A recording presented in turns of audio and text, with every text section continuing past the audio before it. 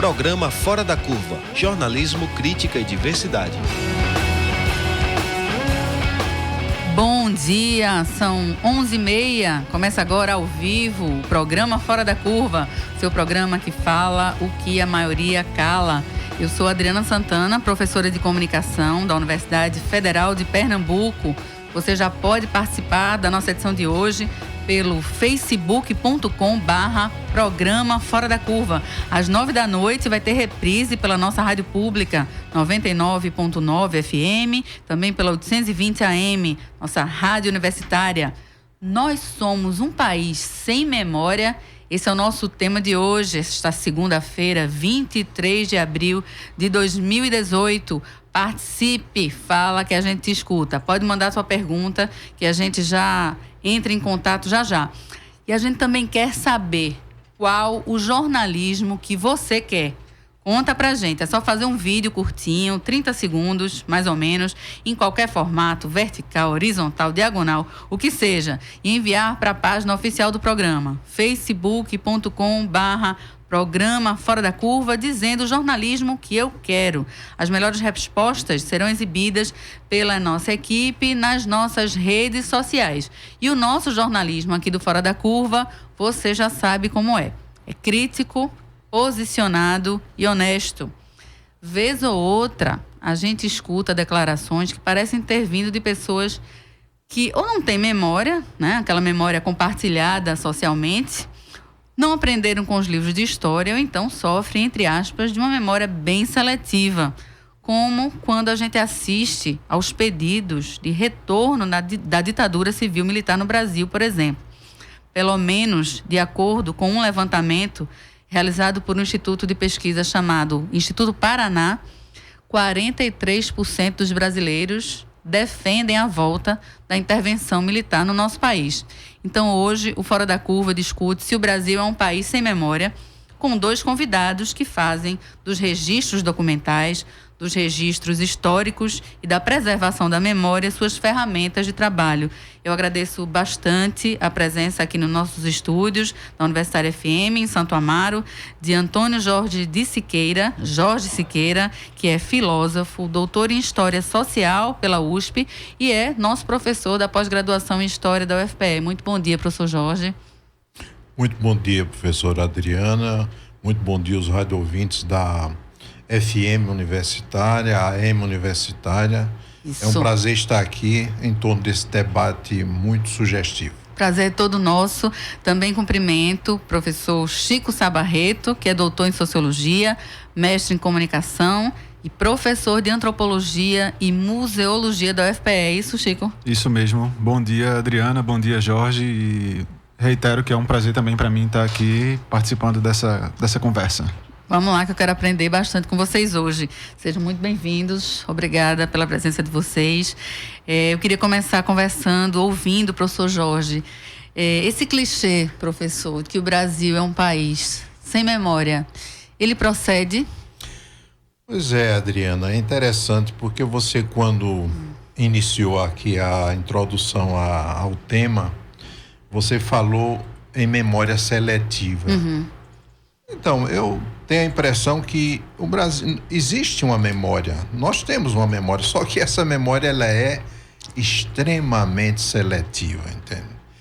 Acontece o seguinte, se ela é seletiva, é preciso dizer logo que a memória, como a memória em torno da identidade, por exemplo, de um país, de um grupo, de uma instituição, ela é uma memória que se disputa, ela é uma memória onde é travejado aí um esforço no sentido de alguém propor algo como sendo a memória da instituição. E quando eu digo a memória, seria a história, como sendo uma única história, a história verdadeira, como sendo os signos da instituição. Então, isso é uma disputa muito grande. No caso, por exemplo, do Brasil, que eu acredito que é o tema dessa foco. Conversa nossa aqui, eu diria logo em seguida que a memória da identidade nacional, ou seja, aqueles que defendem a identidade do Brasil, que falam pelo Brasil, que dizem qual é a história do Brasil, porque tudo isso existe, né? Ela é exatamente fruto dessa disputa, fruto dessa luta, fruto desse... E aí, eu diria logo que, nesse caso aí, é uma estrutura de poder que se digladia em torno da memória. E é evidente que quem leva vantagem, por exemplo, são... É quem está no poder, né? Quem está no poder, no caso político, né? São as elites, são aqueles que têm os meios de determinar a fala, né? A propriedade da fala. Então, você vê, por exemplo, eu estou aqui com o professor Sabarreto, não é isso? Então, a gente fica se perguntando, as nossas praças, por exemplo, que monumentos existem em nossas praças, se não de homens poderosos, dos grandes, né? Dos marechais, dos generais, não é isso? Se a gente vai, por exemplo, para os nossos cemitérios, o que é que existe? Uma cova rasa, que é a cova dos pobres, não é isso? E você vê aqueles túmulos, né, suntuosos, não é isso? Com aquelas catacumbas muito bem erguidas, né? O professor Sabarreto é insuspeito porque ele é um professor também de antropologia e museologia. Então, um museu, por exemplo, os artefatos do museu que dizem respeito à memória, quais são aqueles que dizem respeito, digamos, à população em geral e àqueles que detêm, digamos assim, o poder das elites. Então, eu chego no Instituto Histórico e Geográfico, do qual eu faço parte, eu vejo lá as carruagens, eu vejo lá as liteiras, né, que carregavam os escravos, eu vejo lá as cadeiras, né, as mesas suntuosas, né, e diferentemente... Quem não sentava a essas mesas, né? Quer dizer, quem carregava essas liteiras, né, professor? Isso, então, eu termino dizendo o quê? Que existe, sim, uma memória, fruto de uma luta daqueles que se impõem pelo poder, né? E evidentemente pelo poder, digamos, dos que são mais letrados, dos que têm mais dinheiro, dos que têm mais poder de influir, e sobretudo os que têm direito à fala e que contam a história. E que determinam quais são as verdades, né? Que Então, são mais verdades do que outras, né? A memória existe de uns que não contêm a fala, não falam, como no personagem de Vidas Secas, né? O Fabiano, Sim. que não falava, que não conseguia falar, portanto, não contava a sua história, não é isso? Esses mudos aí, eles realmente são desmemoriados, entre aspas. Porque silenciados, né? Isso, professor. Chico, o professor Jorge estava falando dessa memória que é seletiva, que é circunstancial, que é fruto dessa disputa, né? De forças, de poderes. E eu queria que você comentasse conosco das consequências dessa disputa, né? Desse silenciamento, dessa memória que é escolhida, digamos assim. Que a gente pode sentir hoje, essas consequências. Certo. Em primeiro lugar, eu diria que toda memória é seletiva, né? Não existe um lugar do mundo em que a memória é mais seletiva do que em outro lugar do mundo. Individualmente, a memória é seletiva. A gente seleciona individualmente que memórias nós queremos efetivamente produzir e quais lembranças nós queremos esquecer. E no Brasil, isso nos traz pelo menos dois sentidos de memória que devem ser observados. Um é um sentido da memória instituída, consolidada, estabelecida, e outra é a memória como instrumento das lutas, especificamente. Então, de que memória esse brasileiro, teoricamente, está alijado? Ele está alijado dessa memória cívica, dessa memória instituída, dessa memória que ele parece não ser... da qual ele parece não ser participante, ele não ser sujeito.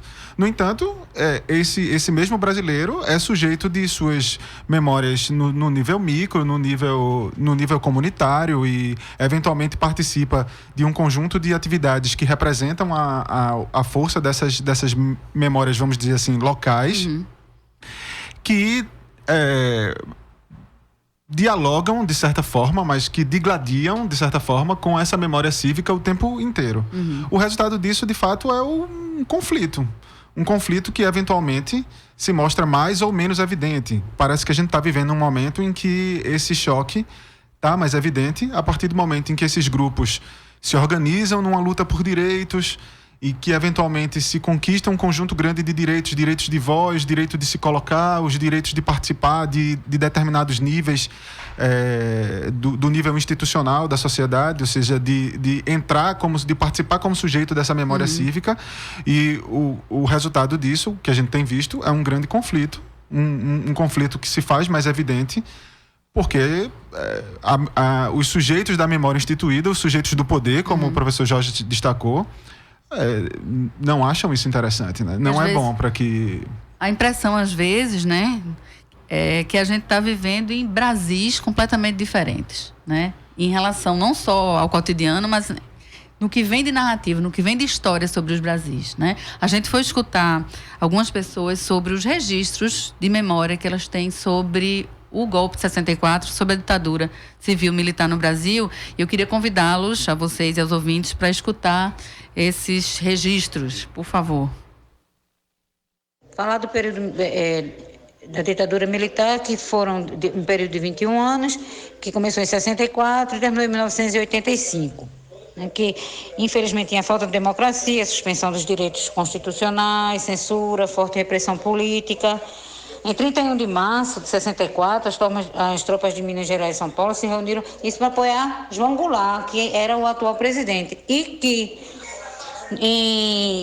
os militares tomaram o poder mesmo foi a partir do momento que João Goulart fugiu para o Uruguai. Então a ditadura foi implantada realmente aqui no país, né? Então houve muita caça de mandatos políticos, dos políticos que eram opositores. O primeiro presidente da ditadura foi Castelo Branco. Então, a partir daí também tem a censura e tantas outras coisas ruins que estudantes, professores que protestavam contra isso. Houve muitas prisões, exílios, formaram-se guerrilhas, mas em contrapartida os militares também fizeram com que o Brasil tivesse um crescimento mais rápido e melhor. Naquela época nós não tínhamos tantas informações como hoje. Então a pouca informação que a gente tinha era também censurada. Muitos não tínhamos televisão, rádio. Tinha a questão da censura, que nem tudo poderia ser divulgado. Muitos artistas, pessoas que tinham um certo contato com a sociedade, não podia divulgar tudo. Então, a gente sabia que eles tinham sido exilados, tinham sido presos, tinham sido mortos, mas não sabíamos o porquê de tudo isso. Apenas sabemos que naquela época é uma época de obscuridade para a sociedade.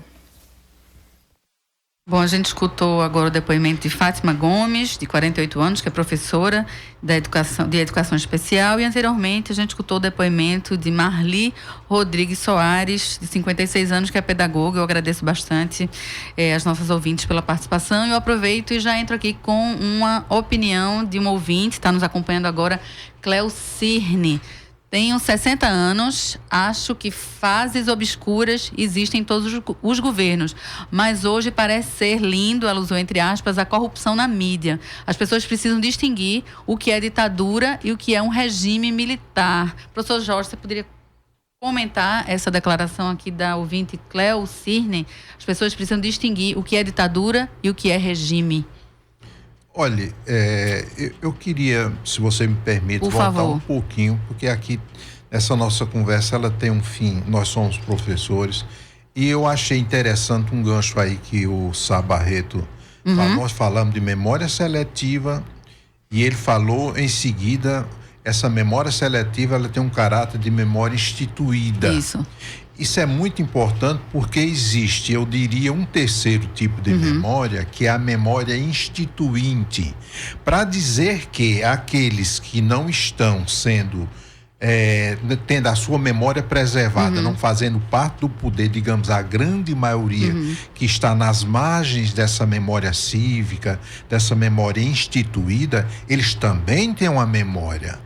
Então, as classes populares, o povo no seu dia a dia, por mais pobre que ele seja, ele tem uma memória. E tem o seu registro também, né? E tem os registros deles, inclusive a história, ela tem hoje, nos limites que a gente conhece, o fazer historiográfico, Ele tem que trabalhar essa memória não instituída, essa memória instituinte, através de meios como entrevistas orais, né, dando vez e voz às pessoas de se manifestarem, registros que são muito importante isso, para não passar a ideia de que quem não está no poder não tem memória, é esquecido. Agora, há uma diferença entre a memória oficial, a memória instituída, a memória seletiva e a memória marginal, a memória...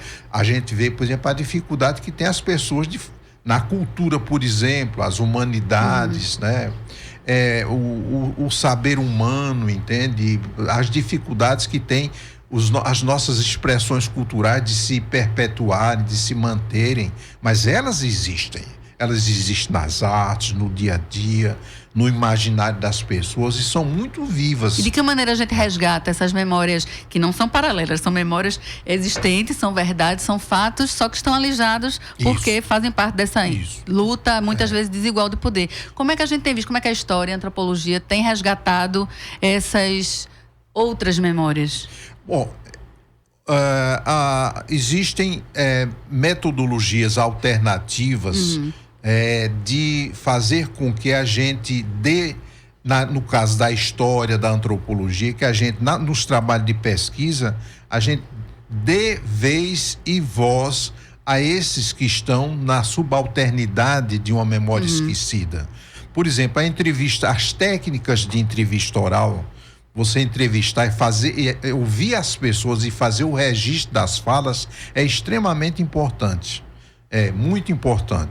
Mas também vai dar sensibilidade do historiador, do pesquisador, de dar importância aos signos, aos elementos, aos registros que não são normalmente oficiais, por exemplo, como somente aqueles que estão escritos, documentados, entende? Mas ver, por exemplo, no cotidiano da vida, nas expressões mais simples do lazer, da cotidianidade, você vai tomando base para ter um resgate dessa memória instituinte que seja o mais plural viva. Possível, exatamente. Né? Depende muito da sensibilidade, né? Professor Chico, a memória por seletiva e por participar dessa disputa de poderes, ela obviamente é interpretada, né? Os fatos são interpretados, a gente escuta pessoas falando dos mesmos fatos, mas com interpretações completamente diferentes, como é o caso da ditadura militar no Brasil, uns que defendem, outros que são contrários, usando muitas vezes os mesmos fatos. E eu queria que a gente tentasse responder um pouquinho ao ouvinte, né? De tentar fazer essa distinção entre ditadura e regime. Dá pra gente fazer? Veja, eu acho que no âmbito do que a gente está vivendo atualmente é muito mais um jogo discursivo do que propriamente uma diferença, uma diferença formal, né? Real. Exato, assim. Você pode mudar, abandonar a ideia de ditadura por ela supostamente parecer muito rígida e entender que o regime militar é um regime que oferece uma exceção planejada, que organiza a sociedade temporária e tal, como sempre aparece, na verdade. Esse discurso é um discurso sempre presente. O que está em jogo, efetivamente, e aí eu acho que a ideia de instituinte que o professor Jorge puxou é muito interessante, porque o que está em jogo, de fato, é a capacidade de instituir um padrão de compreensão do social. Instituir uma memória, por exemplo, já que a gente está debatendo especificamente a memória.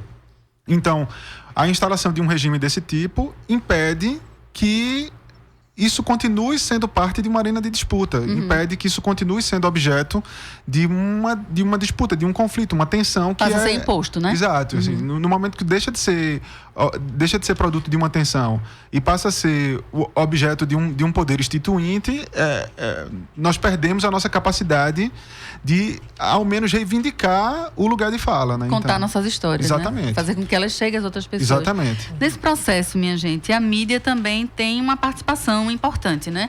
Ou nesse esquecimento, ou nessa seletividade extrema, ou na própria interpretação dos fatos, né? A gente tem assistido a isso, professor Jorge? Olha, mais uma vez eu vou pedir permissão para voltar à pergunta que eu não pronunciei. Como diz o professor, para além desse jogo discursivo, é preciso deixar muito claro que regime militar ou ditadura militar é uma estrutura de poder. E uma estrutura de poder antidemocrático, ou seja, onde, na realidade, o exercício da política é substituído pelo exercício do monocratismo, da discreção. Então, o militarismo, ou o militar, ou a ditadura, ela já elimina esse contraponto que é a democracia, que é o Isso fazer. independe da interpretação. Exato. Né? Então, Isso aí é mas fato. mais importante do que isso, eu acho que num programa como esse aqui, quando estamos falando de memória e de ditaduras no Brasil, de regime militar, é importante a gente dizer que tudo isso se faz a contrapelo da dignidade da política. E o Brasil é um país que tem muita dificuldade de fazer política. Desde o momento em que nós fomos colonizados, né, nós fomos levados a um estado de coisas, de vida, um regime de cultura em que a política ela sempre foi feita pelos poderosos.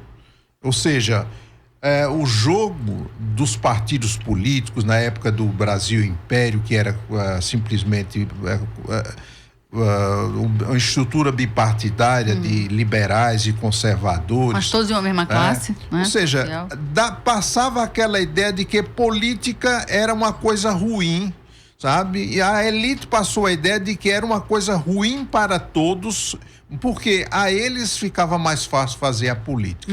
Os coronéis, por exemplo, no interior, entende? São atravessadores da política porque passam a ideia de que política é coisa feia, política é coisa degradada, e essa imagem dos políticos que nós temos ainda hoje, inclusive nesse momento, de que a política, os políticos não prestam, os políticos não valem nada, como se todos fossem a mesma coisa, farinha do mesmo saco, é exatamente essa memória de que a política não tem a dignidade que ela deveria ter, como diz Hannah Arendt, por exemplo. Então, enquanto a gente não fala, a gente não conta a história da gente, a gente não preserva a nossa memória e a gente não faz política.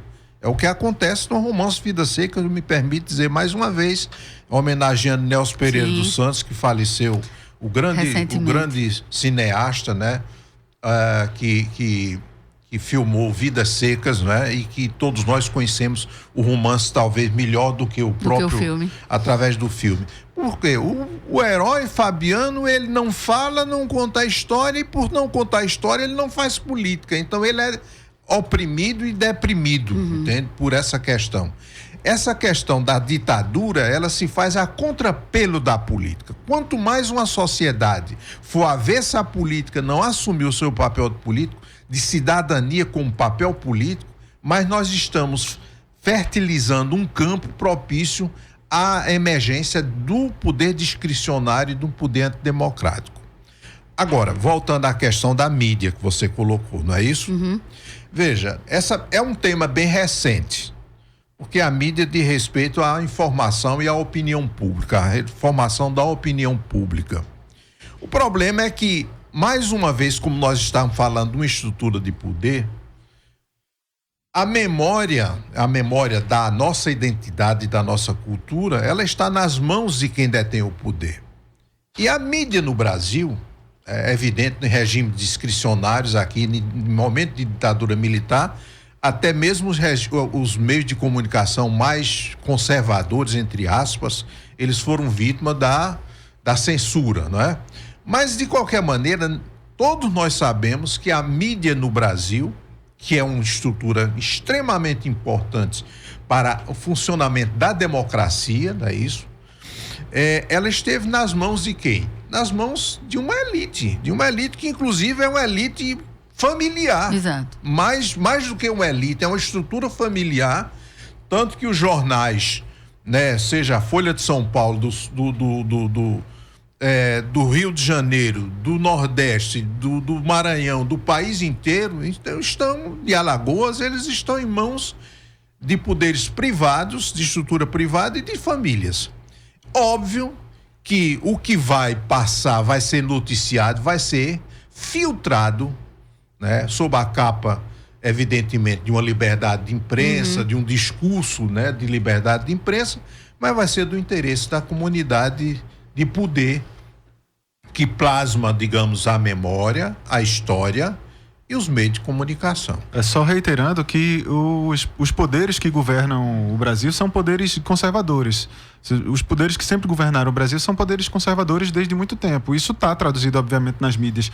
Mas é preciso entender as mídias aí nesse sentido, em sua forma mais ampla. Ou seja, não somente os grandes veículos de comunicação de massa, mas como esses poderes conservadores eles estão manifestos em outros espaços de mídia também. Por exemplo, a gente pode compreender, inclusive, o museu como um desses espaços de mídia. Os nossos museus, um tipo específico de gestão da cultura, como traduzindo esses poderes conservadores. Então, no momento em que gerir cultura traduz esse conservadorismo, gerir museu traduz esse conservadorismo, como não concluir que a memória é objeto dessa mesma onda conservadora, né? Então, isso é o que está em disputa, efetivamente, né? O professor Jorge falou uma expressão, né, de plasmar a memória, né? São várias tentativas de se registrar e de se tornar um fato mais fato do que o outro, né? Uma verdade mais verdade do que outra. E eu perguntava há pouco ao professor Jorge quais são as possibilidades que a gente tem de plasmar, de criar várias narrativas, né? Que a gente tenha pelo menos acesso a narrativas mais plurais e não apenas a história que o dono do poder, o dono do jornal quer, né, Chico? Como é que a gente vem observando isso? Como é que a gente pode fazer isso? Eu acho que isso já está acontecendo, Adriana. Eu acho que a força dos movimentos, a força das organizações populares se revelando, isso não é uma coisa do ano passado para cá, de 20, de 30 anos. Inclusive, são uma das razões para um dos conflitos que a gente está vivendo agora, que é quanto mais evidente é o poder de produzir memória a partir das populações mais pobres, a partir dos grupos populares, maior vai ser a resistência dos poderes conservadores que instituem a memória. Então, não me surpreende que o momento em que a gente vive, que é um momento de grande tensão, seja resultado, entre outras coisas, das conquistas conseguidas, né? das batalhas vencidas pelos grupos que imprimem sua leitura de mundo, sua leitura da história, sua leitura do social.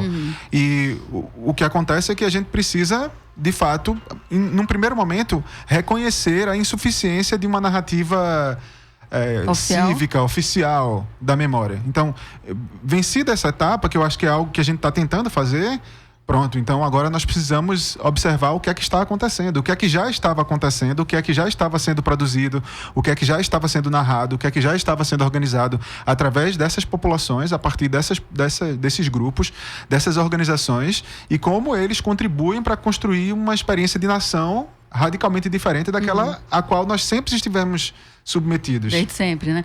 Que é um projeto extremamente conservador. Não tem como a gente chegar, por mais diversa que seja a opinião das pessoas, a gente não tem como chegar à pluralidade dos acontecimentos, ao contextualizá-los minimamente, se a gente tem acesso a poucas narrativas, ou uma só, né? Como no caso das narrativas oficiais, como vocês lembraram. Chegou uma pergunta de outro ouvinte aqui, eu gostaria que o professor Jorge comentasse. Qual a dificuldade, na opinião de vocês, que as pessoas têm em relacionar o momento atual, político, né, contemporâneo de hoje, ao que a gente já viveu e construir em cima disso um senso crítico? É uma bela pergunta. Na linha do que dizia o professor Barreto, nós estamos vivenciando no Brasil um momento de grande tensão, marcado por uma intolerância, entende? Por uma falta de intolerância, por uma falta de urbanidade, eu diria, entendeu? De capacidade de tolerância, de ouvir, de escuta, né, professor? De escuta, de se colocar no lugar do outro, exatamente por conta de quê?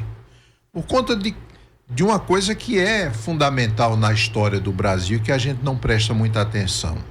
É que o Brasil é um país muito autoritário, de uma estrutura profundamente autoritária. Então, essas recaídas autoritárias que nós tivemos na história, de golpes militares, de ditaduras, como o Estado Novo, como o Civil Militar em 1964. Intervalos pequenos, né? E agora com esse surgimento, eu diria, esse crescimento expressivo de desejos de que volte os militares a tomar conta do país, né? Que isso causa um certo frisson em nós, e pelo menos em mim, sem dúvida, que vivi a ditadura de 1964, vivi na própria pele, causa frisson, mas não nos surpreende tanto, porque esse país, a estrutura desse país, ela é muito autoritária.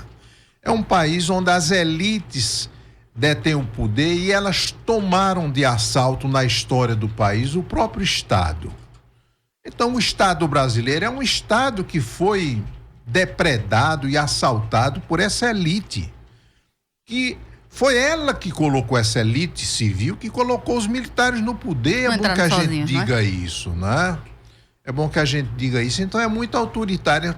Quando a gente teve, nos últimos anos, como dizia o professor Sá Barreto, a oportunidade de ascensão e melhoria social de determinadas classes que estavam alijadas do processo produtivo, no sentido de que viviam na miséria absoluta, quando nós tivemos um regime, uma situação política que minimamente favoreceu, com todas as críticas que são possíveis de ser feitas, mas favoreceu o acesso à alimentação, ao bem-estar de uma população de milhões de brasileiros, essa classe dominante, ela se sentiu ultrajada, né? Como se fosse ela que patrocinasse a ascensão dessas massas, dessas classes desprestigiadas. Como se fosse uma perda de privilégio. Eu conversava com um amigo meu, um engenheiro, muito amigo meu, e ele dizia assim, com muita simplicidade: não sou eu que tenho que estar promovendo a ascensão de Bolsa Família, de classe social, entende? Não sou eu estou pagando por isso, né? Aí, veja, a compreensão de que cabe ao Estado, né, patrocinar uma educação de qualidade, saúde, segurança e tudo, isso, nossas elites, né, nossas classes médias, né, elas se sentem ultrajadas, né? E, evidentemente, nós temos aí, no rol disso, essa aversão, é isso? A um sistema político que promoveu melhorias e que nós precisamos aperfeiçoar. Nós não tivemos sequer a chance de aperfeiçoar isso que foi exercido aí durante o governo Lula, entendeu?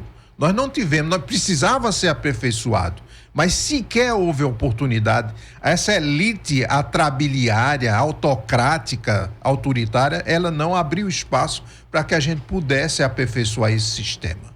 É só reiterando, essas elites, elas não só... Eu não acredito que seja simplesmente um assalto do Estado. Ela se confunde com o Estado. Ela entende que se confunde com o próprio Estado, a ponto dela poder negar a experiência republicana como experiência estruturante do nosso projeto de nação. Então, a elite, ela pode entender que ela não precisa da República, porque ela é a República especificamente. E um dos nossos grandes problemas é que a classe média brasileira pensa rigorosamente do mesmo jeito. Embora então, não seja beneficiária do que tem a elite, né? Então, ela entende que aqui o Estado não precisa ser objeto da sua disputa, porque o Estado é ela, quando o Estado não é a classe média. O Estado não está longe de ser. Muito longe. Então, esse é o ponto. Então, respondendo especificamente a pergunta, uma ótima compreensão primeiro, entender que a gestão da memória, a gestão dos seus direitos, a gestão das suas vontades políticas passa por uma disputa do Estado, especificamente. É importante colocar em pauta, na pauta política, em todos os nossos níveis, na escola, nos museus, nos grupos populares, que o Estado é objeto dessa disputa. O Estado, através do que ele minimamente pode oferecer, que é o direito. Ou seja, como a gente requer direito, por exemplo. Que deveria ser, em teoria, de acordo com a nossa Constituição, a todos, e não a pequenos grupos, né? Exato. Gente, eu queria que vocês me ensinassem aos nossos ouvintes, nos mostrassem, na verdade, bons exemplos de resgate de memória aqui no Brasil.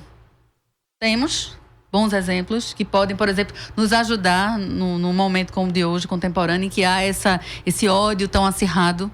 Temos bons exemplos de resgate de memória, de registros? Eu não sei, Adriana, se eu chamaria isso de resgate especificamente, mas eu diria que a própria organização popular tem ensinado, através de vários movimentos, né, dos movimentos contra o racismo, dos movimentos contra a homofobia, dos movimentos feministas, tem nos ensinado reiteradamente como nós podemos gerir memória de outra forma, ou como nós podemos não, como nós precisamos Devemos, né? Pensar uma experiência nacional diferente, outra, radicalmente outra. Então, eu não diria que há um exemplo material que melhor demonstre isso, um projeto que melhor demonstre isso. Eu diria que as lutas são o nosso melhor exemplo.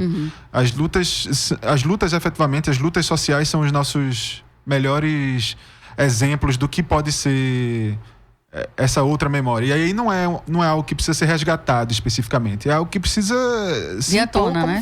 Se impor como força mesmo, como força política para a construção de uma outra experiência de país mesmo. Vocês que... Por favor, professor. Eu acho, nessa pergunta que você fez, atualmente, bom, eu faço parte de uma pós-graduação de História, um departamento de História lá na universidade, onde a gente tem, juntamente com o pessoal de Antropologia também, através de observações participando, muitos projetos acadêmicos que estão hoje formatados no sentido de subsidiar o ensino acadêmico, muito voltados para contemplar, digamos, esses espaços de memórias que não são memórias oficiais, memórias populares. Então, no caso da História, nós temos trabalhos excelentes. O professor Antônio Montenegro vem trabalhando sobre memória dos bairros, por exemplo, as periferias, sobre Casa Amarela, por exemplo, os bairros que foram ocupados por essas comunidades, entende? Vem fazendo um trabalho também muito importante sobre os processos trabalhistas aqui em Pernambuco, na legislação do trabalho, né, o setor da legislação trabalhista, mas do lado dos trabalhadores, entende? Como os trabalhadores, as resistências, os movimentos de trabalhadores se posicionaram. Atualíssima, né? Em tempos em vigor desta sobre a memória operária, nós temos o caso de vários trabalhos aqui sobre a fábrica de Camaragibe, sobre o trabalho operário, a memória operária, entendeu? Então, esses segmentos do operariado, dos bairros populares, das camadas populares visitadas aí bafejadas aí pelos direitos do trabalho e outras coisas, né?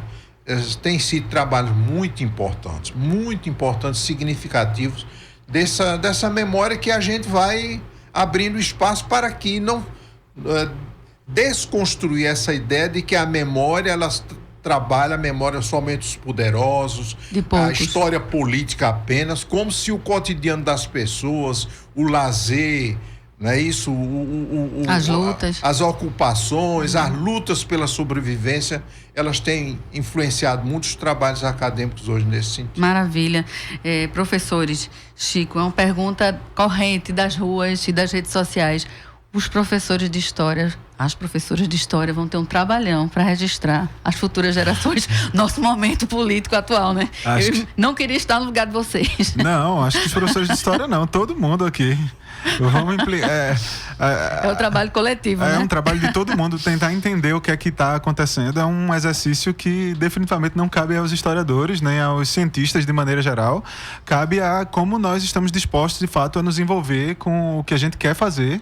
E isso é o que deve mais nos interessar. E não como é que... Meu Deus, como é que a gente vai explicar isso no futuro? Não, como é que a gente precisa explicar isso agora especificamente? Para que a gente consiga até explicar no futuro. Exatamente, melhor, para que tenha futuro. Gente, eu agradeço bastante a presença de vocês. O programa, infelizmente, está acabando, mas serão convidados novamente. Agradeço muitíssimo pelos ensinamentos de vocês aqui hoje. Muito obrigada, professor Jorge, professor Chico. Obrigado, eu que agradeço.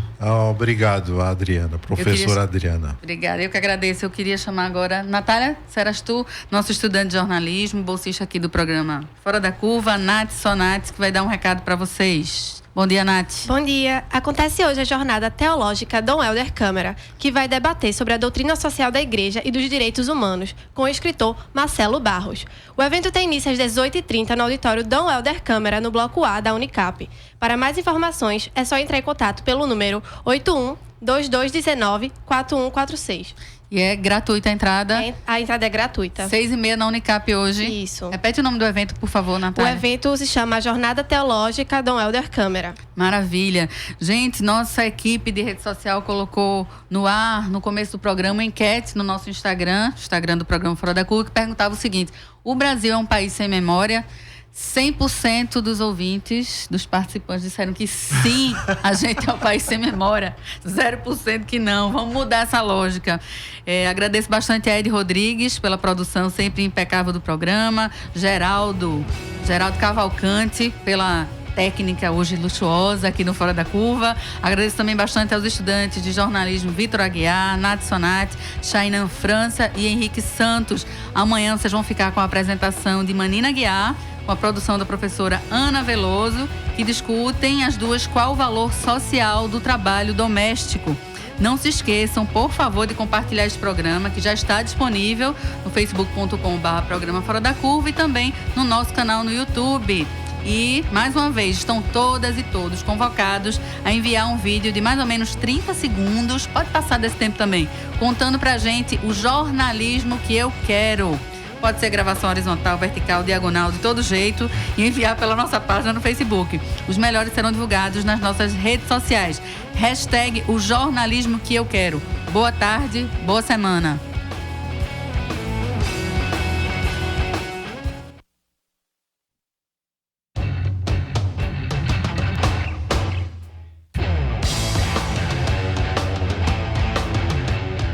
O programa Fora da Curva é uma realização do Departamento de Comunicação Social com o apoio do Departamento de Sociologia, do Núcleo de Design e Comunicação do Centro Acadêmico